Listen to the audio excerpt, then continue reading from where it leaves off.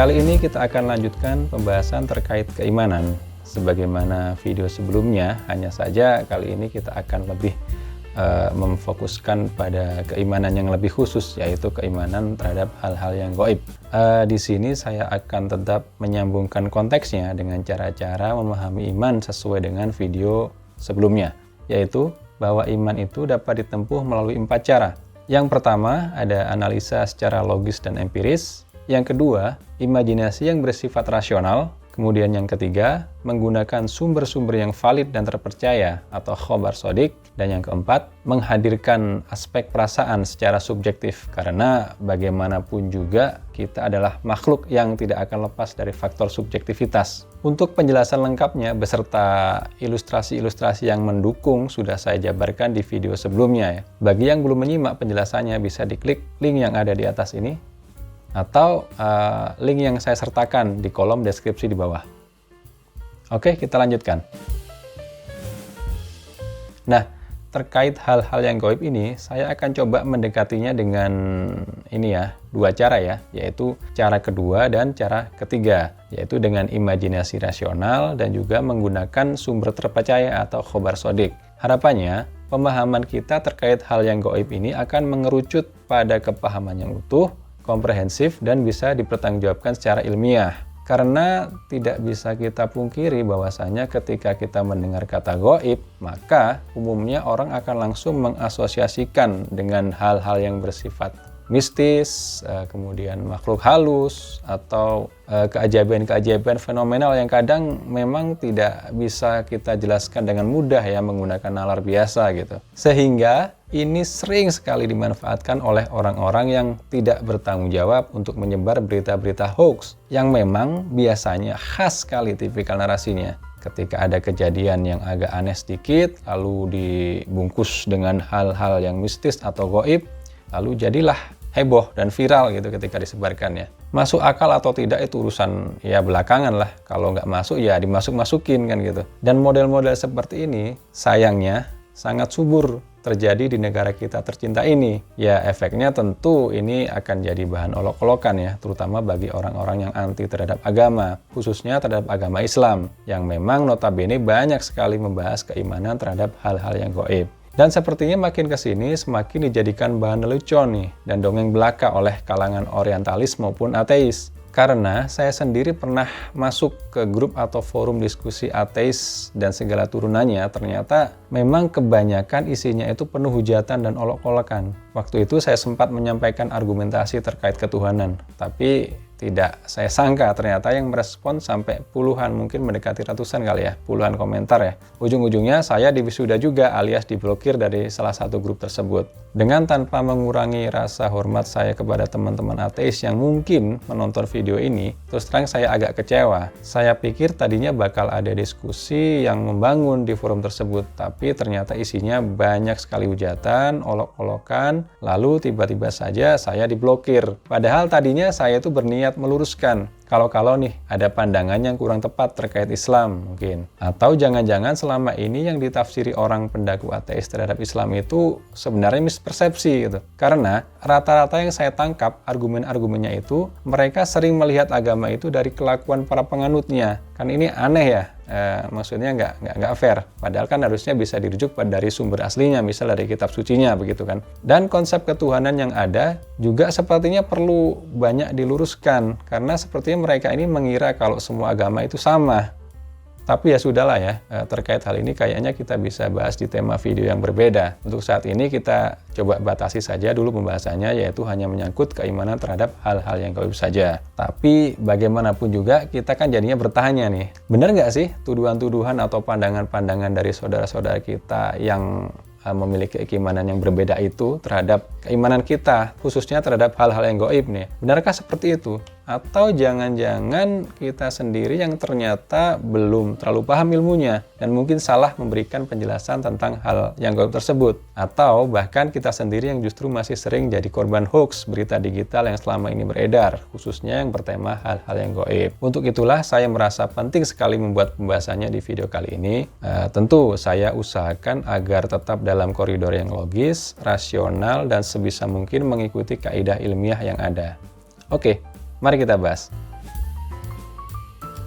Seperti yang tadi saya sampaikan di awal video, bahwa pendekatan untuk memahami keimanan terhadap hal yang gaib ini ada dua, yakni dengan imajinasi yang bersifat rasional, dan kedua menggunakan referensi dari sumber valid yang terpercaya atau biasa kita sebut sebagai khobar sodik. Yang pertama, imajinasi rasional positif saya mengatakan bahwa kata gaib itu berasal dari bahasa Arab dan definisi umumnya adalah segala sesuatu atau peristiwa yang tidak bisa kita indra. Nah, karena ini menggunakan bahasa Arab, maka kita perlu menguji nih definisi umum tersebut dengan fakta di lapangan. Apakah sudah cukup ataukah memang ada sumber yang pantas dijadikan rujukan untuk memvalidasinya? Kalau hanya diambil dari Kamus Arab Indonesia, saya rasa sih masih kurang ya, karena bisa saja jadi bias. Tipikal kamus itu kan biasanya hanya berkutat pada pengertian istilahnya saja ya, tidak membahas latar belakang sejarah kebahasaannya maupun unsur kebudayaan masyarakat yang menggunakan bahasa tersebut. Jadi sifatnya kalau menurut saya ini ya,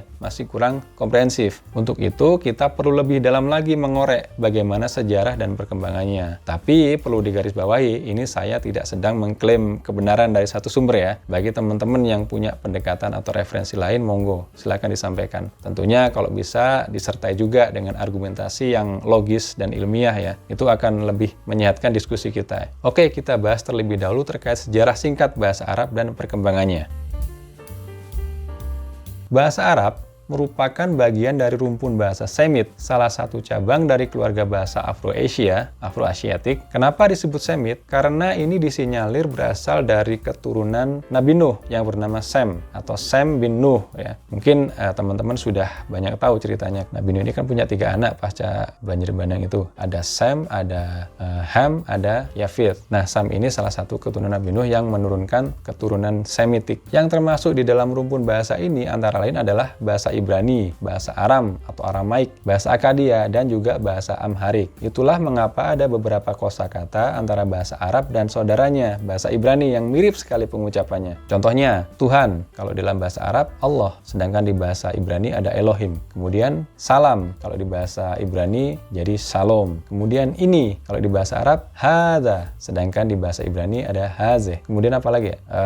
Bumi, kalau di bahasa Arab, Art, sedangkan di bahasa Ibrani menjadi Eretz. Kemudian ada apa lagi? Hari penghakiman, Yaum ad-Din atau Yaum ad-Din kalau dalam bahasa Arabnya, sedangkan dalam bahasa Ibrani jadi Yom Hadin. Dan banyak contoh-contohnya, mungkin teman-teman bisa cari sendiri ya komparasinya. Rumpun Semit ini juga diyakini berkembang dari satu bahasa, yaitu Proto-Semit yang digunakan sekitar tahun 3750 sampai 3500 sebelum Masehi di kawasan Timur Dekat yang kemungkinan besar mencakup wilayah di sekitar Levan atau Mesopotamia. Bahasa Proto-Semit ini bercabang menjadi beberapa kelompok. Yang pertama ada Semit Timur. Ini contohnya ada bahasa Akadia yang digunakan di Mesopotamia kuno. Kemudian ada Semit Barat Laut, termasuk di dalamnya ada bahasa Aram, Kanaan, dan Ibrani yang tadi kita sebut. Kemudian ada Semit Selatan. Di dalamnya termasuk ada bahasa Arab, bahasa Gis, Ethiopia kuno, dan bahasa Sabaean yang berkembang di Yaman. Bahasa Arab sendiri yang merupakan kelompok Semit Selatan ini berkembang di area Jazirah Arab ya. Bahasa Semit Selatan ini singkatnya berkembang menjadi bahasa Arab kuno yang dikenali dengan adanya penemuan beberapa inskripsi kuno yang berasal dari abad 1 sebelum Masehi hingga abad 4 Masehi. Dan 2 di antaranya yang terkenal adalah inskripsi Safaitik dan Nabatean. Nah, inskripsi Nabatean inilah salah satu yang diperkirakan membawa khasanah perkembangan bahasa Arab yang lebih modern, dengan ditandai munculnya begitu banyak dialek yang berbeda antara satu suku dengan suku yang lainnya, antara Bani satu dengan Bani yang lainnya. Kalau sekarang mungkin kita kenal dengan sebutan bahasa Amiyah ya, atau bahasa percakapan sehari-hari kalau digunakan. Yang contohnya kalau di Mesir itu ketika mengucapkan ya, itu aywa, mafi muskilah. Sedangkan kalau di Arab Saudi mungkin na'am gitu sudah cukup ya mengungkapkan kata ya gitu ya. Salah satu yang terkenal dan paling dominan pada waktu itu adalah dialek dari suku Quraisy yang memang umum digunakan dalam perdagangan, ucapan syair, dan juga bahasa sehari-hari. Oh iya, ada alasan mengapa inskripsi atau prasasti kuno yang membuktikan keberadaan bahasa Arab dan pendahulunya ini relatif sedikit ditemukan. Itu karena bangsa Arab ini terkenal dengan kebudayaannya yang lebih dominan menggunakan bahasa lisan bacaan daripada bahasa tulisan. Itulah mengapa sampai sekarang budaya menghafal itu sangat kental sekali di dalam agama Islam. Kemudian setelah kehadiran Nabi Muhammad yang membawa risalah Al-Quran pada abad ke-6 Masehi, bahasa Arab semakin menemukan pijakan peradabannya. Bahkan semenjak kemunculan Al-Quran inilah bahasa Arab mulai dikodifikasi menjadi bahasa baku, bahasa formal atau fusha, bukan lagi bahasa amiyah yang digunakan dalam percakapan sehari-hari. Bukan hanya tulisannya yang dijadikan standar, melainkan pelafalannya, dialeknya, hingga bentuk rasemnya yang juga jadi standar yang diakui seluruh dunia. Bahkan pada tanggal 18 Desember tahun 1973, bahasa Arab itu sudah diakui menjadi salah satu bahasa resmi PBB ya, Perserikatan Bangsa-Bangsa. Dari bahasan singkat yang kita uraikan tadi, maka dapat disimpulkan bahwa yang pertama, bahasa Arab adalah salah satu bahasa formal atau fusha yang diakui keberadaannya oleh dunia. Yang kedua, kaidah bakunya sendiri ternyata diambil dari Al-Quran. Sehingga dapat dikatakan sangat sah secara ilmiah jika Al-Quran dijadikan referensi utama dalam menjelaskan tema yang kita bahas dalam pembahasan kita kali ini, yaitu tentang keimanan terhadap hal-hal yang gaib. Jadi oke ya, sah ya. Kata gaib sendiri di Al-Quran itu ditemukan setidaknya ada 60 kali dalam 6 kelompok bentuk turunannya. Ada gaib, ada gaibah, ada goyabat, ada gaib, ada guyub, ada yaktab. Kata gaib sendiri berasal dari akar kata ghain, ya, ba, yang kalau ditelusuri satu persatu ayat-ayatnya maka akan didapatkan nuansa yang kurang lebih sama ya. Oke, kita coba ambil beberapa ayat saja sebagai contoh biar lebih jelas pembahasannya. Yang pertama kita ambil adalah surat Al-Imran ayat 44. Yang bunyinya kurang lebih seperti ini ya. A'udzu billahi minasyaitonir rajim. Dzalika min amba'il ghaibi nuhihi ilaik.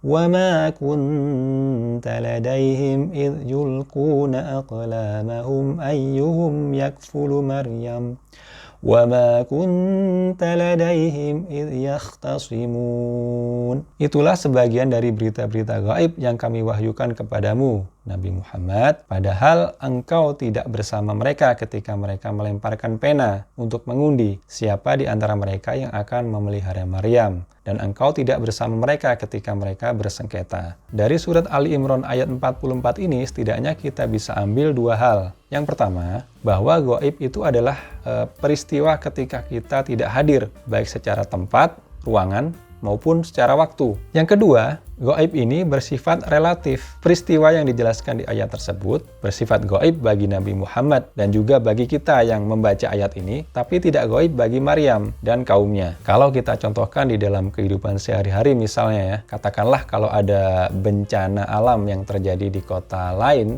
kejadiannya kemarin lusa mungkin ya, maka kejadian itu bisa kita sebut sebagai gaib bagi kita yang tidak mengalaminya, tapi tidak gaib bagi para korban bencana tersebut. Misalnya apalagi ya, kayaknya banyak deh.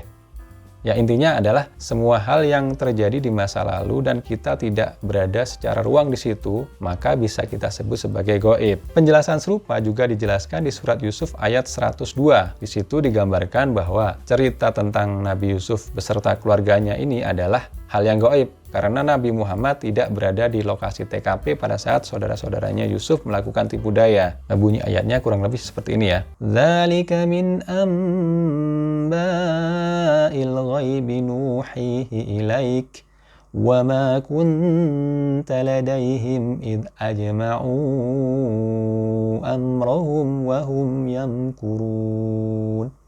Itulah sebagian berita gaib yang kami wahyukan kepadamu, Nabi Muhammad.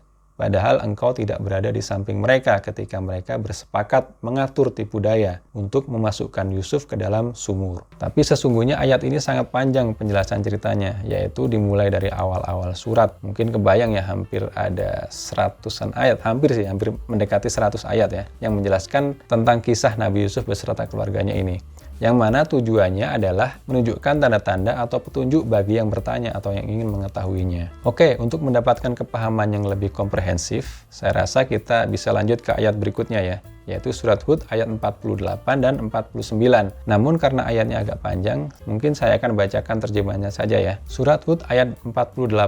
Dikatakan melalui wahyu, wahai Nuh, turunlah dari bahteramu dengan penuh keselamatan dari kami dan penuh keberkahan atasmu, serta umat-umat mukmin yang bersamamu. Ada pula umat-umat kafir yang kami beri kesenangan dalam kehidupan dunia, kemudian mereka akan ditimpa azab dari kami yang sangat pedih. Surat Hud ayat 49. Itu adalah sebagian dari berita-berita gaib yang kami wahyukan kepadamu, Nabi Muhammad. Tidak pernah engkau mengetahuinya dan tidak pula kaummu sebelum ini. Maka bersabarlah, sesungguhnya kesudahan yang baik adalah bagi orang-orang yang bertakwa. Nah, dari sini kita mendapat satu poin lagi terkait gaib, yaitu bahwa gaib adalah peristiwa atau sesuatu yang kita tidak atau belum punya ilmu pengetahuan terhadapnya. Sepertinya cukup sering saya contohkan, yaitu terkait atom misalnya ya. Dulu, atom itu adalah hal yang gaib bagi kita karena belum ada ilmunya. Tapi semenjak ditemukannya mikroskop elektron, semenjak diketemukannya teori tentang atom, sekarang kita sudah bisa mengetahuinya. Bahkan sampai level yang lebih kecil sekalipun, seperti dunia kuantum, kita sudah ada perangkat ilmunya. Dan masih banyak lagi ayat-ayat yang lain yang menjelaskan tentang kegaiban atau sesuatu yang gaib itu. Ada sekitar puluhan ayat yang memberikan penjelasan tambahannya. Bahkan di beberapa ayat juga disebutkan contoh-contoh hal yang gaib itu apa saja. Sebut saja di surat Saba ayat 3 misalnya, yang menyebutkan bahwa hari kiamat itu merupakan hal yang gaib. Kemudian dilanjutkan di ayat 14-nya yang menjelaskan bahwa kematian itu juga merupakan salah satu hal yang gaib. Dan lanjut ke ayat 53 juga ditambahkan bahwa sesuatu yang tidak terjangkau dari tempat jauh itu juga merupakan hal yang gaib. Misalnya peristiwa yang terjadi di galaksi-galaksi nun jauh di sana yang jaraknya mungkin ribuan tahun cahaya atau jutaan kilometer dari bumi, itu juga gaib bagi kita. Lanjut contoh lagi yang ada di surat As-Sajdah ayat 6.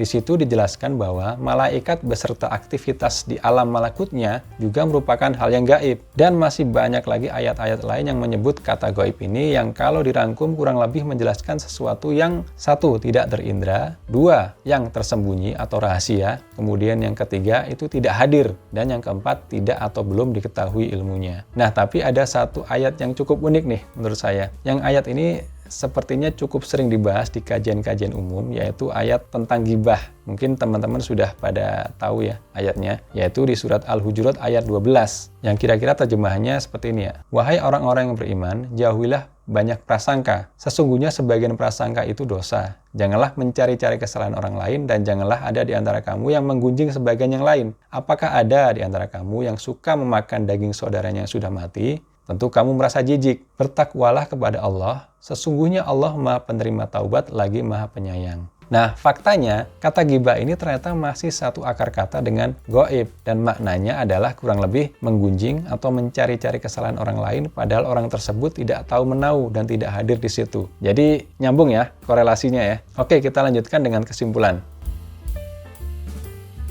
Jadi dari serangkaian pembahasan kita tadi, kita bisa dapatkan kesimpulannya bahwa definisi gaib itu adalah yang pertama, peristiwa yang kita tidak hadir, baik secara ruang maupun secara waktu. Hal ini bisa merujuk ke masa depan atau bisa juga ke belakang. Yang kedua, gaib juga bisa diartikan sebagai peristiwa yang kita sendiri tidak atau belum mengetahui atau belum tahu ilmunya terkait peristiwa tersebut. Kemudian yang ketiga, kegaiban itu bersifat relatif. Gaib bagi seseorang belum tentu gaib bagi orang lain, begitu pula sebaliknya. Dan yang keempat, ternyata setelah kita kumpulkan semua definisi terkait gaib menurut Al-Quran, maka kita bisa dapati bahwa sesungguhnya hampir segala hal di alam semesta ini gaib bagi kita. Sesungguhnya kita ini lebih banyak tidak tahunya daripada yang kita tahu. Dalam dunia kosmologi misalnya, klaim para fisikawan menyatakan bahwa hanya 4-5% saja dari alam semesta yang kita tahu. Sisanya masih benar-benar blank. Ini pun masih berupa klaim saja ya. Tapi jangankan mengeksplor ruang angkasa yang nun jauh di sana ya, mengetahui apa yang ada di dalam samudera terdalam pun sampai sekarang masih menjadi misteri, masih gaib. Atau jangankan mengeksplor dalamnya lautan, dalamnya hati saja kita tidak tahu ya kan. Tapi ini ada ayatnya loh, serius. Coba baca deh surat Al-Maidah ayat 116 tentang Nabi Isa yang diberi pertanyaan oleh Allah terkait akidahnya ya. Atau mungkin teman-teman bisa baca surat At-Taubah ayat 78 yang spesifik membahas bahwasanya Allah itu mengetahui rahasia dan semua apa yang dibisikkan oleh hati setiap makhluknya. Nah lantas, apakah kita jadi otomatis mengimani hal-hal yang gaib?